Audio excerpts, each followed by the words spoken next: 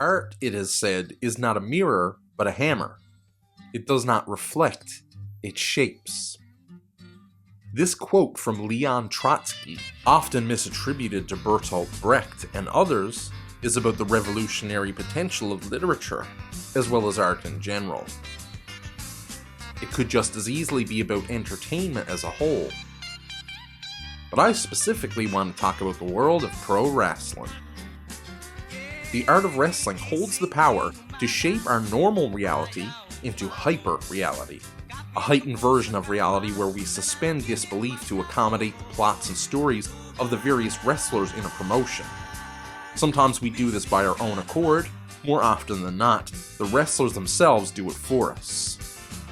We simultaneously remain constantly aware of the hyper-reality, usually because the wrestlers and other performers, commentators, referees, etc., make sure we remain aware. Sounds kinda complicated, right? It is, and most who discredit pro wrestling as mindless entertainment simply don't understand the complex nature of its art. Neither can they grasp the complicated nature of the wrestler-audience connection. It's actually deeper than just connection, it's a full-fledged relationship that goes beyond both sports and fictional television programming. Someone who would understand? Bertolt Brecht.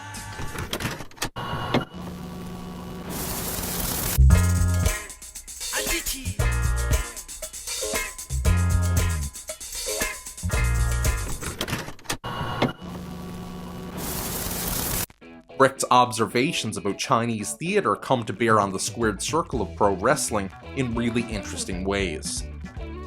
His ideas about what he called Verfremdungseffekt, or the alienation/estrangement effect, are key to many wrestling performances around the world. This effect for Brecht is meant to distance the audience from an emotional attachment to the characters, and force them into a more intellectual perspective that urges them to analyze the world or ideally seek to change it. Lofty for wrestling, you say? Maybe, maybe not. The very simple premise of pro wrestling, going right back to its beginnings, is the battle between good and evil, or rather, the baby faces, aka the heroes, versus the heels, aka the villains.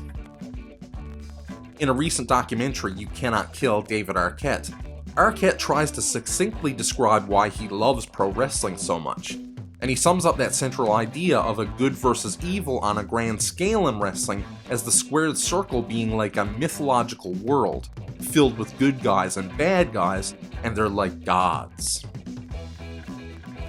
Although Brecht's concept of the alienation effect is often used in wrestling to draw attention to broader issues and themes, I also interpret it as being employed in wrestling as a way of joining the performers and audiences together in a deeper form of community.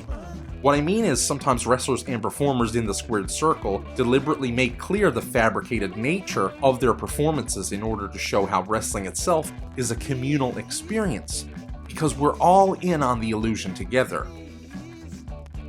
Many have loathed Kenny Omega and continue to because he's had matches with a blow-up doll, as well as a 9-year-old girl. I think it's just another instance of Brecht's alienation effect in wrestling, used to show how the performers and the audience are all in on the overall ruse of wrestling.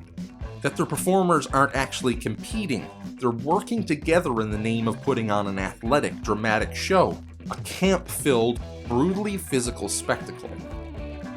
The alienation effect is used in many ways across wrestling, in general ways that occur so often they've become just another part of the show. Like when performers break the fourth wall, most famously done in WWE by CM Punk in his pipe bomb promo, or John Cena on Raw in 2017 when he called out Roman Reigns, and we've seen the same in AEW with someone like MJF calling out Tony Khan. Or even just how wrestlers, as well as the audience, can see themselves within the action in the ring on a massive screen traditionally atop the entryway, an exercise in live metafiction. These are the methods pro wrestling uses, even inadvertently, to shatter the divide between the stage's fiction and the audience's reality. And then the ultimate act of estrangement or alienation in wrestling has to be violence. The the so-called garbage wrestling deathmatch. But more specifically than that, the estrangement or alienation effect is at work in the gimmicked violence of the death matches we've seen in WWE, TNA, and more recently AEW, which uses safer stage-rigged weapons. The exploding barbed wire deathmatch between the at the time AEW champion Kenny Omega and challenger Jon Moxley at 2021's Revolution was largely considered a failure by many wrestling fans and sports writers, because of a weak explosion at the end, or no explosion at all. Moxley, to deflect, actually cut a promo blaming Omega for constructing a poor exploding ring. I choose to see this deathmatch as a success. For the same reason I feel that Omega wrestling a blow-up doll or a 9-year-old girl, and CM Punk venting his real frustrations about his boss's company to the world on his boss's show, or even Vince McMahon himself ushering in the era of sports entertainment, were positive moments that worked for the old wrestling business, despite those who'd say otherwise. And that's the bottom line!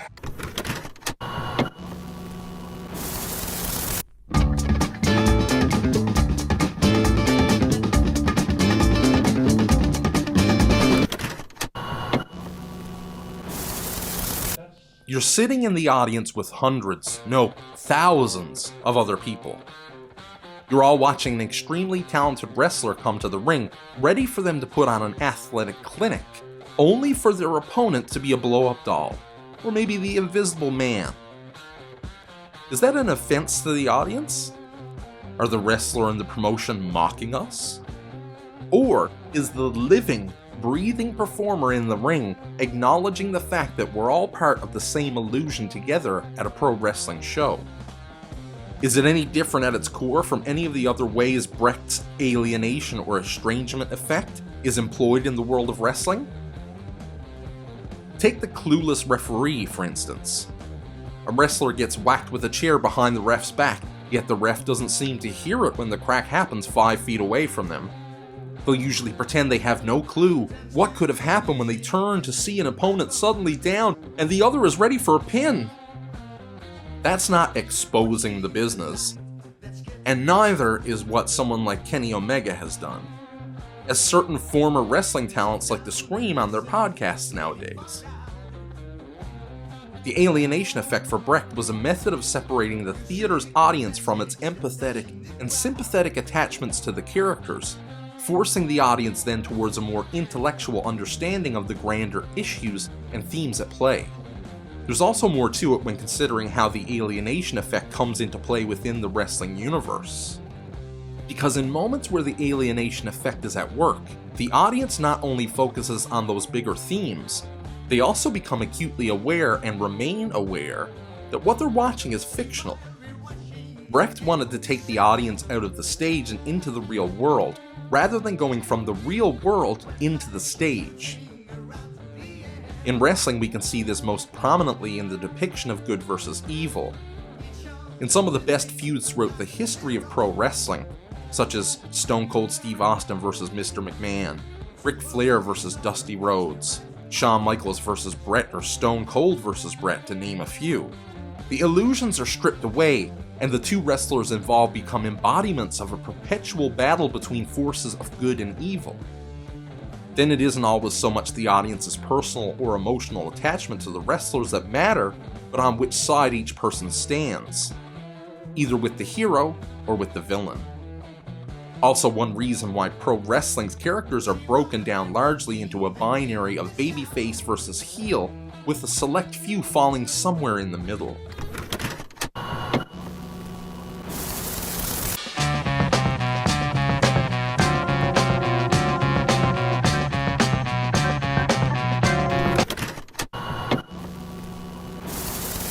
Pro wrestling often does play strongly on the audience's emotional attachment to and involvement with the performers, especially during angles that dip into the real lives of performers. Like the uncomfortable Legion of Doom plot in the WWF, where Hawk's substance abuse was used as fodder for a storyline. When Rey Mysterio ran the Royal Rumble Gauntlet in the name of recently deceased Eddie Guerrero. Or worst of all, Jim Ross's battles with Bell's palsy. Notice these all involve Vince McMahon's WWE/F, because that man, above nearly all other wrestling promoters still living, will exploit anything possible to make a dollar. That being said, there's plenty of evidence in other companies like TNA and even going back to WCW and NWA. Despite pro wrestling using the audience's attachment to the characters performers portray, the art of wrestling many times uses elements of Brecht's alienation effect to remind the audience they're part of a show, that it is a show, and to draw attention to larger battles taking place within and sometimes outside of the ring. It isn't always a good versus evil show either. That's wrestling's bread and butter when it comes to matchmaking, as well as building to big match payoffs at pay-per-view events.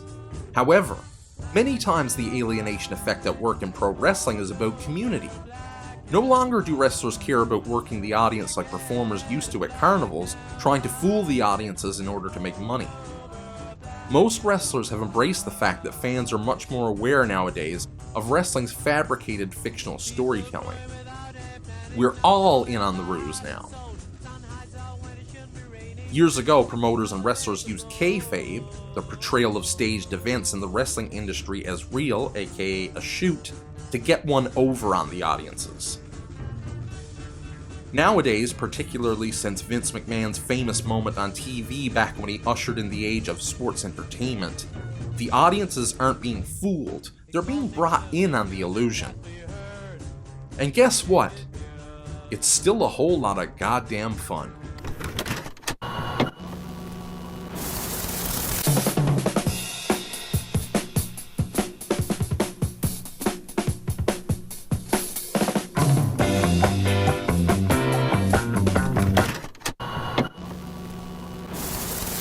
A good way to look at it is to take a closer look at Mr. Kenny Omega's gimmick matches in Japan.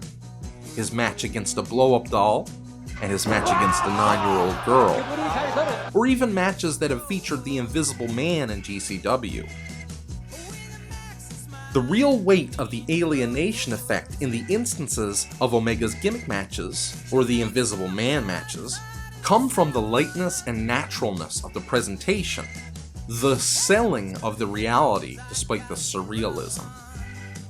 It's the entire art of wrestling distilled down to its simplest form, forcing people to buy into the unbelievable. At its core, is wrestling a blow-up doll any more foolish than believing someone purposely coming back off the ropes to allow themselves to be clotheslined by their opponent? The alienation of the blow-up doll, or the Invisible Man, or the child wrestler forces spectators to acknowledge the entire conceit of a pro wrestling match. Ironically, a popular phrase in the pro wrestling lexicon dating back many years is that if someone's a good worker, that's to say a good hand all around inside the ring who can put off a strong match with anybody, that they could have a match with a broomstick. On an episode of Broken Skull Sessions with Stone Cold Steve Austin, there was a great moment when Undertaker, aka Mark Calloway, says that Shawn Michaels could go 2 out of 3 falls with a broomstick and still thrill an audience. And that was certainly true. But back to Kenny for a moment.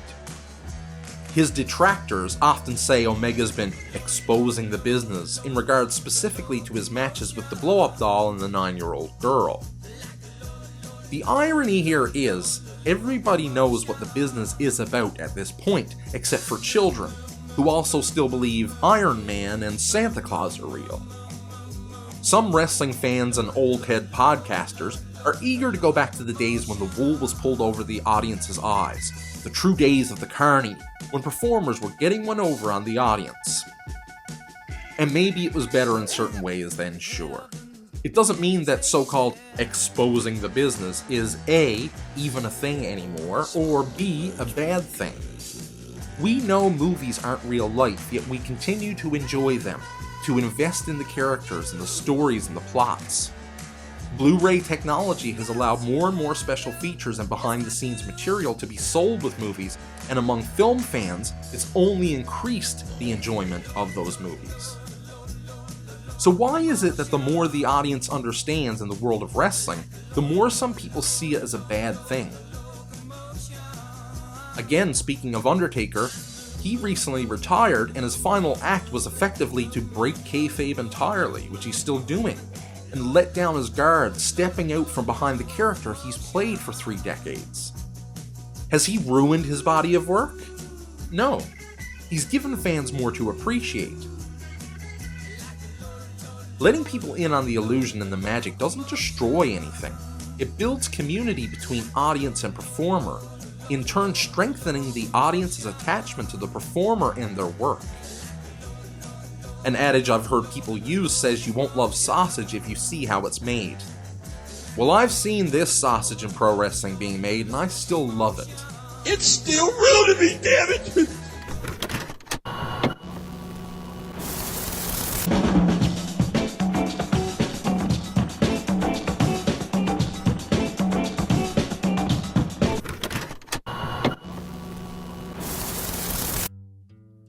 One of Brecht's observations about Chinese acting and theater was the alienation effect at work in their more reserved performances in comparison to the performances of most Western actors.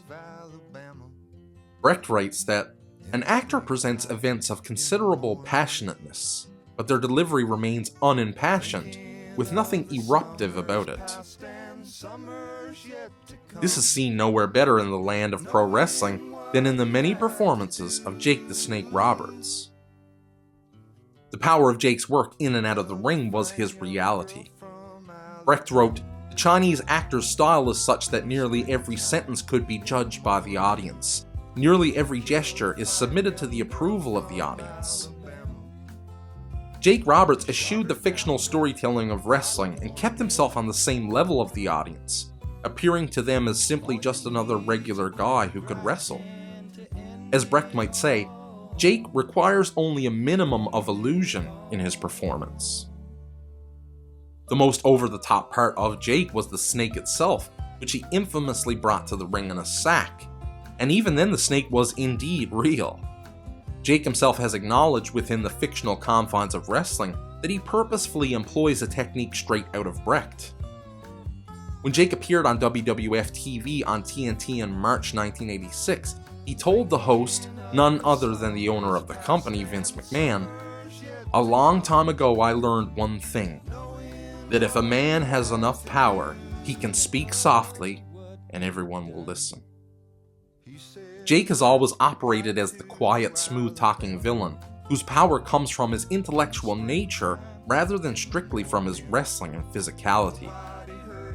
He is, to this day, still using that soft-spoken technique in promos that he's cut in AEW. He also seems to be passing on some of that knowledge to his massive protege, the murder hawk monster Lance Archer, who largely sticks to the gentle talk in his own promos, though not all the time. It's all the more scary from Archer just because of his physical size alone. His promos sometimes remind me of the way The Undertaker has often used a slightly soft-spoken tone to elicit quiet fear in the audience, but more importantly, in opponents.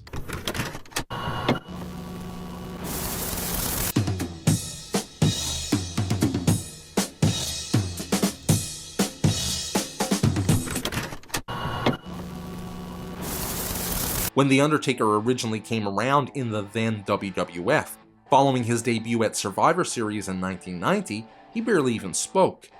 But when he did, he spoke in hushed tones. Along with The Undertaker's Jake Roberts-like approach to promos, and on Broken Skull sessions, Calloway confirmed to Stone Cold that early on in his career, he went to Jake for advice on how to portray his character. He could chill the heart of any fan or unlucky opponent with a simple, eerily spoken phrase that has echoed through wrestling fandom ever since. Rest in peace. It was also a stroke of genius on McMahon's part to eventually pair The Undertaker with Paul Bearer, the alter ego of legendary manager Bill Moody. In their promos, Paul would use a high-pitched vibrato wail to get people going. Then old Undertaker would come in to say a few strange, horrific things before telling his opponent he'll soon be 6 feet below ground. Using Bearer as a kind of character fulcrum allowed The Undertaker, in contrast, to seem even more subdued, and then gave the dead man a further chilly presence. Also, before Undertaker wound up becoming such an undeniable babyface with the majority of WWF/E crowds, he was the ultimate distillation of the alienation effect in regards to a focus on grander themes like Brecht wanted. He at least originally represented the forces of evil, which is why his match with Hulk Hogan, who before his WCW NWO run was wrestling's biggest babyface, where he won the title for the first time was such an exciting pairing, as it pitted two major opposing forces against one another with the biggest prize on the line.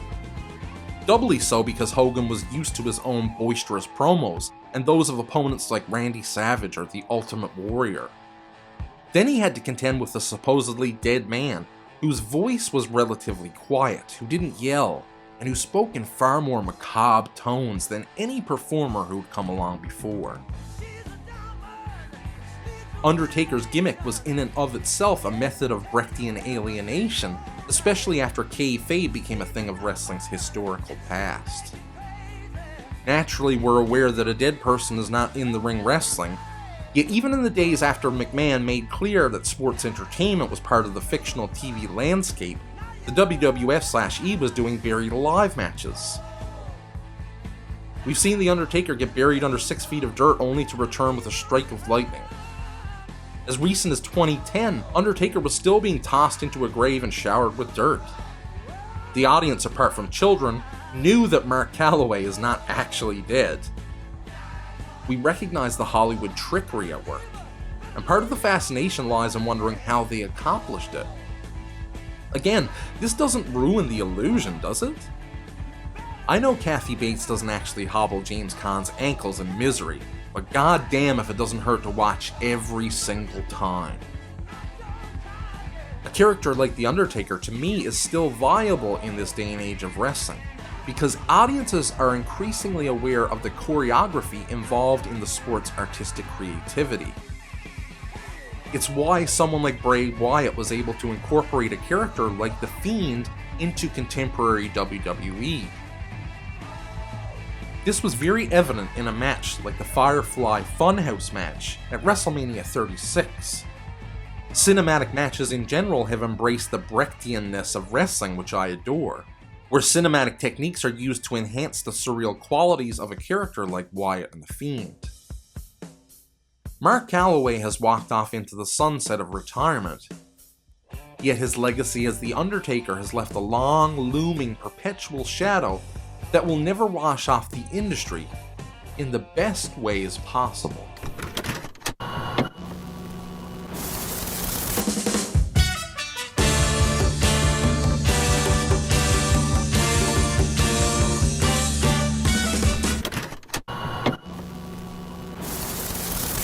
There are so many general Brechtian influences on pro wrestling that we see nearly every time we go to a live show or turn on AEW, WWE, TNA, or NJPW. One of the most general prominent ways we witness the alienation effect at work throughout a wrestling show is in the Titantron. Although the word Titantron is specific to WWE, it's come to refer generally to the massive screen affixed atop the entrance ramp through which wrestlers come to the ring. The Titantron is now used to play a wrestler's entrance video package, and usually plays live shots of in-ring action, which helps in large stadiums for those in the nosebleed sections. The Titantron again contributes to a Brechtian influence on pro wrestling, because Brecht interpreted Chinese actors looking at themselves and their gestures while they performed as a performance method of separating character from actor. He wrote that actors did so to keep an admirable distance from the events portrayed, and to achieve a sense of self-estrangement. An excellent moment that captures this Brechtian notion comes from a story Cody Rhodes has told about one year at the Royal Rumble in WWE, when he was in the ring with none other than, among other performers, The Undertaker. Rhodes was talking about the semi-improvisational nature of being in a Rumble match. During the story, he mentions a couple times that he kept noticing himself being projected onto the Titantron. He talks about how seeing himself up on the screen was somewhat making him self-conscious because of how long the cameras remained on him while he was, essentially, trying to figure out what to do next. In this moment, Rhodes experienced that self-estrangement Brecht wrote about, and it took him, the performer, out of the staged nature of the performance and into reality, as if he were, for a brief moment in time, both audience and performer. Rhodes was inadvertently stepping outside himself as a fictional character and drawing his own attention to the art of entertainment itself. We can also see this as somewhat breaking the fourth wall, in that the performer takes themselves out of the performance through the metafictional act of seeing themselves on a screen as they're performing.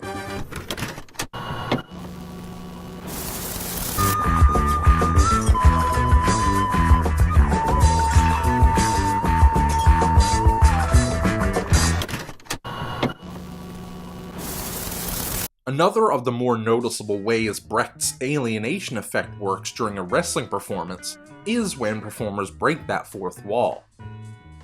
For anybody unaware, the fourth wall is a performance convention, originally developed in theater, that imagines an invisible wall separates performers from an audience, a way of keeping distance from reality, for the performers to remain within their fabricated dramatic world. Breaking the fourth wall in wrestling does happen often, in that wrestlers usually do address the audience. However, wrestlers usually address the audience in character, and this still keeps the fourth wall intact, because it never breaks the illusion of a fictional character speaking to the audience.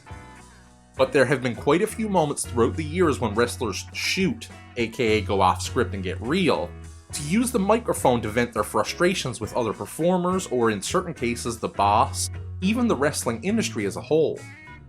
This, once again, brings pro wrestling back around to emulating the same things Brecht observed in Chinese theater. The Chinese performer does not act as if, in addition to the three walls around him, there were also a fourth wall.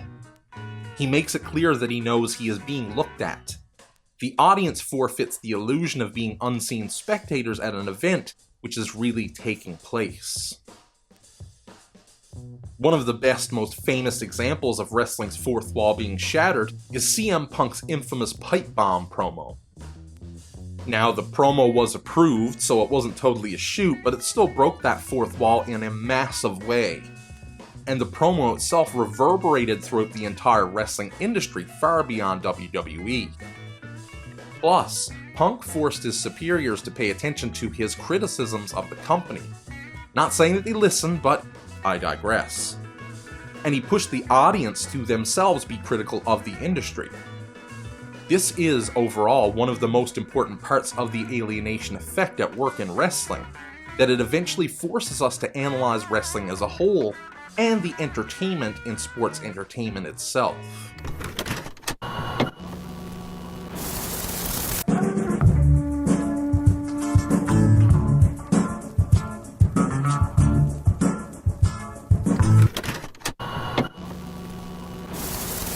What I consider the ultimate moment in pro wrestling, in which we're forced to see ourselves less as spectators and more as involved participants in the show, is when extreme violence enters the picture. The violence again forces us into a space where we're more inclined to analyze the spectacle itself. It's not simply violence that puts the audience in this space, it's instances of gimmick violence we see in companies like TNA, WWE, and AEW that accomplishes such a feat, intended or not.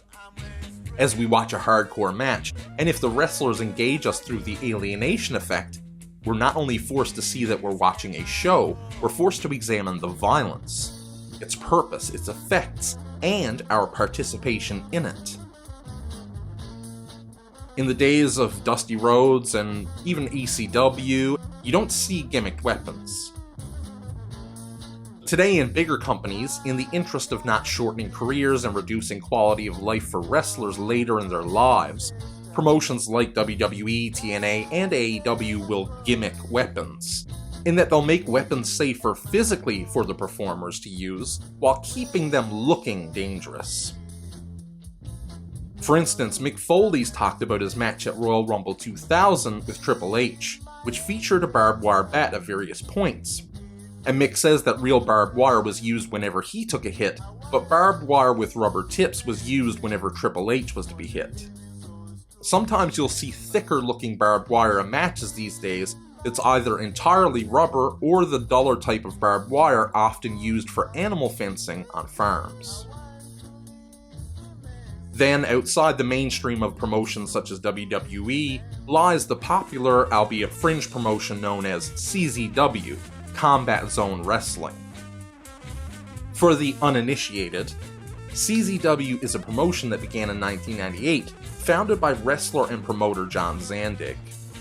Zandig, Rick Blade, TCK, Lobo, Nick Gage, Justice Payne, and trainer John Dahmer started running shows in 1998 which featured more extreme violence than any other promotion before it in America.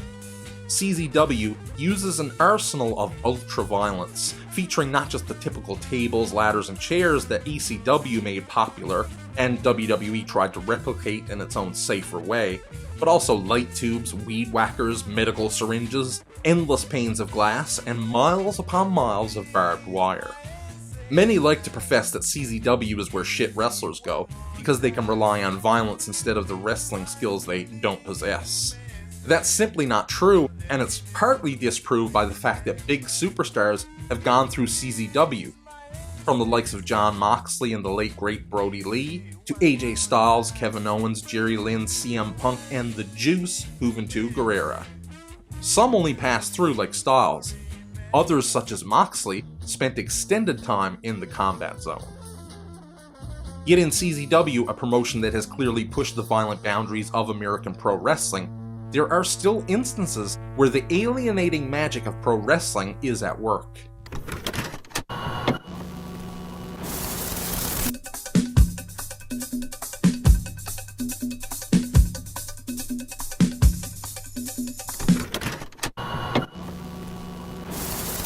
A now infamous CZW match featured Moxley vs. Brain Damage, aka Marvin Lambert, during which Brain Damage used a reciprocating saw on Moxley's forehead.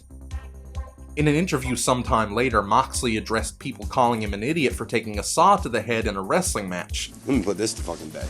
If you think that I took a skilled saw to the head and survived and I'm sitting here talking to you today, then you're an idiot. During the interview, Moxley explains that a dull piece was placed into the saw rather than an actual blade. So when Lambert was using the fake saw blade, it was actually just moving around blood that was already flowing on Moxley's forehead. This illusion, along with Moxley selling the violence for his opponent, gave that year's Tournament of Death audience the ghastly impression that Lambert was putting Moxley through agonizing, unimaginable pain. When it comes to gimmicked violence, Omega and Moxley's exploding barbed wire death match at AEW's Revolution 2021 is a prime example of a death match that pushes us to question our active role in the violence of wrestling as spectators. Do we really want to see the ring actually explode with people in it? Do we really want, or rather need, performers to put themselves at that much risk simply for our entertainment? I get that it's advertised as an exploding ring match, but is it really so disappointing that a massive explosion didn't occur? Were we hoping to see someone literally get a limb blown off? To me, the match was a success in that it revealed the constructed nature of the match. It just as much revealed the constructed nature of wrestling itself, laying bare our participation as an audience in the spectacle of violence.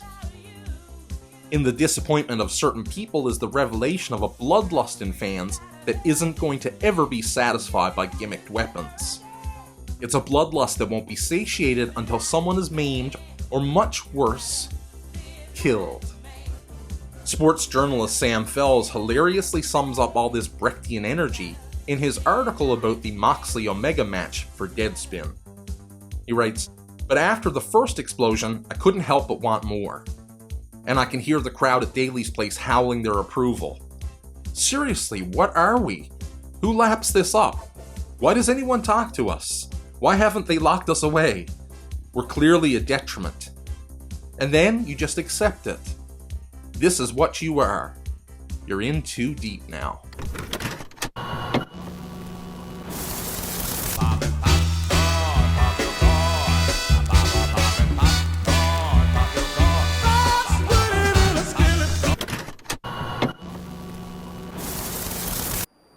Brechtian influences on wrestling over the years have operated in a number of interesting ways, all of which serve to deepen the audience's engagement. And this is a naturally occurring, inherent part of wrestling's art. It doesn't even have to be an active effort on the part of bookers, performers, or promoters. Pro wrestling is intrinsically Brechtian, from its earliest days in post-Civil War America to its current day form, and it'll continue to be so in all its future forms. There are plenty of people, fans of performers and retired talents alike, who may long for the golden age of kayfabe. I think the more wrestlers and promoters embrace the evolution of wrestling as it strays further and further into Brecht territory, the more they'll benefit. So will the fans benefit. People, even fans themselves, often think of wrestling as brainless entertainment, when just at the level of athleticism, there's a skill involved that's anything but lacking in the brains department.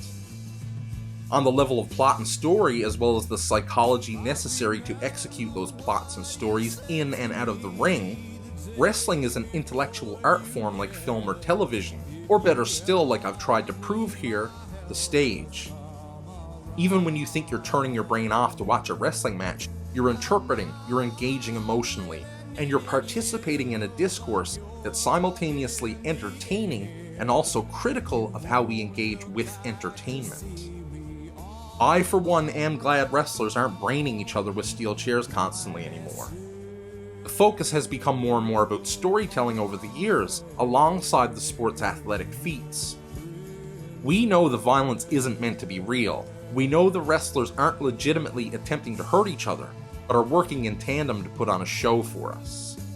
But it's like certain wrestling fans want their cake and hope to eat it too. They want to be both immersed totally in fictitious illusion to the point anything else outside isn't recognized, and also see real physical violence that is anything but illusory. In the end, the whole point behind wrestling is the same as any other fiction, but most specifically any art involving the act of performance. That we, audience and performer, have a communal experience. It's why we so noticeably felt the difference between what wrestling was before the COVID-19 pandemic versus what it was during the pandemic. Because without the audience, there's an integral element missing in the formula that defines wrestling. If you're the type who refuses the connection between audience and performer, or the contract between audience and performer that creates a Brechtian space, perhaps next time you see someone perform Shakespeare's Julius Caesar, you ought to heckle the actors for not stabbing Caesar at the end. Brutus, get the table!